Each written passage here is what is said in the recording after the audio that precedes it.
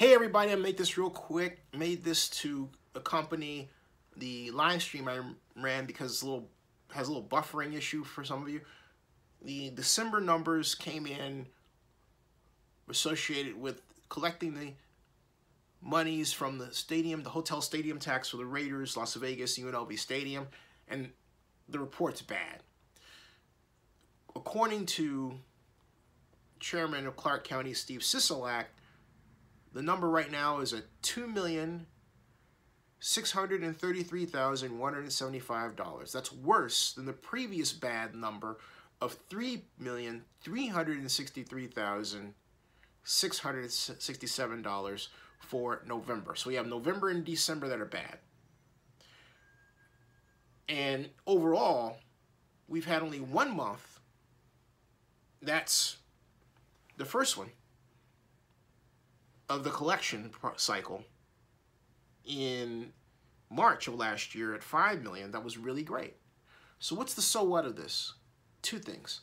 First of all, the numbers are getting so bad that the Las Vegas Stadium Authority itself is running into trouble. In the next reported chart, if it's not showing a total deficit between expected revenues and actual, it's going to be closer than ever.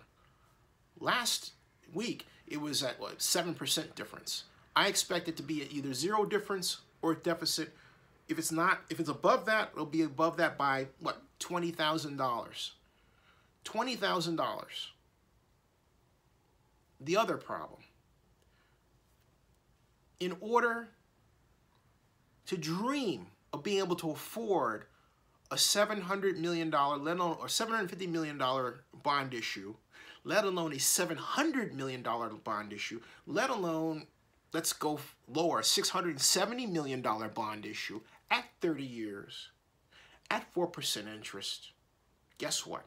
The stadium tax is not bringing enough money to do that.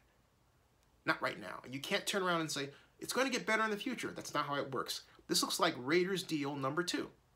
Raiders deal number 1, the promise was this. Oh, hey, you know what?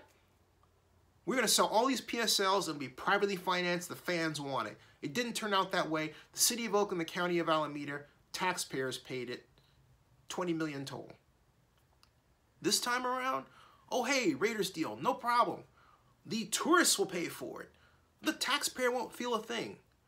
And right now, and into the future, the numbers say no, the taxpayers will feel a thing. If these deficits persist, and there's no reason to believe they're not going to, the taxpayer will have to cough up over the life of this $290 million. It's okay because it's a general obligation bond, right? That's what's written there. That's what's written. That's why the bond underwriters want to go ahead and float this thing, and that's why Boudin says the Raiders president, it says he expects to be able to float the bond by April. It's okay, the taxpayers will save us, but they're not going to say that, but that's the truth. The other question is, can the Las Vegas Stadium Authority pay its own staffing bills with this deficit? And let's see how that report looks, because if it comes out at zero, in other words, between expected revenues and revenues, you got a problem. Because they're going to be looking at January. My prediction is that January is going to look better than December, but not to the levels that are needed, okay? And even if it is, you still have the overall problem of the stadium tax rate not bringing in enough money. And Jeremy Arguilla told me last week, you know what? It's unlikely, his words, unlikely that they would go back to the Nevada legislature and ask for an increase in the tax.